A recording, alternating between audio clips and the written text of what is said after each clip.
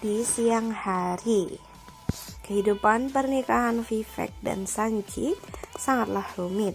Berbagai ujian rumah tangga menghampiri mereka. Sanchi yang pergi dari rumah Vivek dan tinggal bersama orang tuanya di rumah Shiv. Namun suatu hari baru menyadari bahwa dirinya telah hamil anaknya Vivek. Ia yang sangat antusias ingin memberitahu kabar bahagia tersebut pada suaminya, namun semuanya berubah kepahitan. Belum sempat ia mengutarakan kabar bahagia, Vivek dulu menyodorkan sebuah berkas perceraian dan memintanya menandatangani. Betapa hancur hati Sanchi, belum lagi saat itu Vivek mengalami kecelakaan. Sanchi masih saja setia menemani Vivek di rumah sakit. Ia pun menangis dan memohon berharap Vivek membuka matanya karena Sanchi tak sanggup hidup tanpanya. Vivek akhirnya tersadar dan melewati masa kritisnya. Sanchi tersenyum lega. Namun sikap dingin Vivek tak berubah. Ia menuntut Sanchi menandatangani surat perceraian yang ia berikan. Sanchi mendekati Vivek dan menyuapi makanan. Ia pun terdiam dan memalingkan wajahnya. "Dokter, carikan aku perawat pribadi karena dia terlalu sibuk dengan pekerjaannya," ucap Vivek. Sanchi pun terdiam. Ia bersedih. Ibu Vivek mendekatinya dan menyuruhnya bersabar. Dokter mengatakan Vivek bisa dibawa pulang setelah 3 hari. Namun ia terisi keras ingin segera pulang.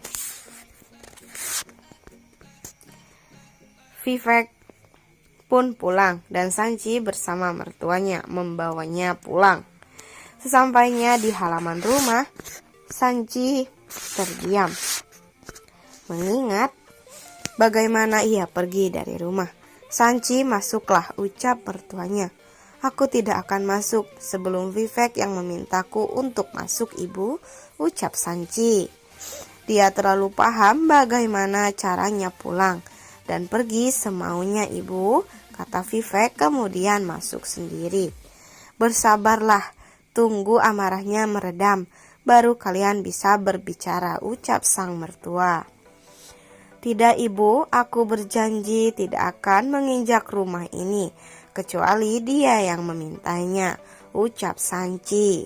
Sanchi memikirkan Vivek tak bahagia dengannya dan ia ingin menandatangani surat perceraian tersebut agar Vivek bebas dari dirinya.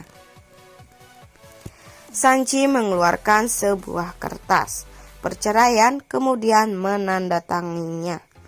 Berlinang air mata dan memanggil ibu mertuanya untuk memberikan berkas tersebut kepada Vivek. "Ibu, tolong berikan ini kepada Vivek. Jaga dia baik-baik," ucap Sanchi menahan tangisnya. Ia pun pergi dan tak sengaja menjatuhkan surat kehamilan yang ia dapatkan dari rumah sakit minggu lalu. Ibu Vivek mengangkatnya dan membaca surat tersebut. Dia syok kemudian pergi menemui Vivek. "Bagaimana mungkin kau tega menceraikan dalam keadaan tengah mengandung anakmu, Vivek?" bentak ibunya. Vivek pun syok. Ia mengingat semua sikapnya kepada Sanchi dan menyadari kesalahannya. "Ayo ibu, kita jemput dia pulang." Sanchi yang kelelahan duduk di sebuah bangku dekat jalan dan ia memegang perutnya sambil menangis. Sanchi tak hentinya menangis dan tiba-tiba perutnya sakit dan ia pingsan. Warga yang melihatnya membawanya ke rumah sakit untuk mendapat pertolongan. Sanchi dirawat dan melewati masa kritisnya, namun ia kehilangan janinnya. Di kediaman keluarga Sekar, Vivek masuk bersama ibunya. Semua keluarga terkejut dengan kedatangan mereka. Aku minta maaf pada kalian. Aku tidak bisa menjaga Sanci dengan baik. Aku telah berburuk sangka, menuduhnya berselingkuh, ucap Vivek. Aku tak sepatutnya bersikap seperti itu di saat ia tengah hamil, ucapnya lagi. Semua orang tersenyum bahagia, dan Vivek pun baru menyadari bahwa Sanci belum menceritakannya kepada siapapun. Suruh dia keluar sekarang, kami akan membawanya pulang, ucap sang ibu Vivek. Sanci belum pulang. Setelah mengantar Vivek, ucap Irawati. Tiba-tiba ponsel Vivek berdering dan terlihat Sanci menelpon. Namun ia kaget karena pihak rumah sakit yang berbicara. Sanci di rumah sakit, ia pingsan di jalan, ucap Vivek sambil bergegas pergi menemui istrinya. Sampai di rumah sakit, ia pun terkejut saat dokter mengatakan bahwa keadaan Sanci baik saja, namun bayinya tidak terselamatkan. Tawa bahagia keluarga berubah menjadi luka. Vivek dengan penuh rasa bersalah menghampiri Sanci sambil menangis. Sanci memandang dengan menangis. Vivek meminta maaf dan berjanji akan memperbaiki semuanya. Sanci pun ikut menangis melihat suaminya dan ia berjanji tidak akan bekerja lagi. Mereka berdua pun berpelukan mesra dan menangis bersama.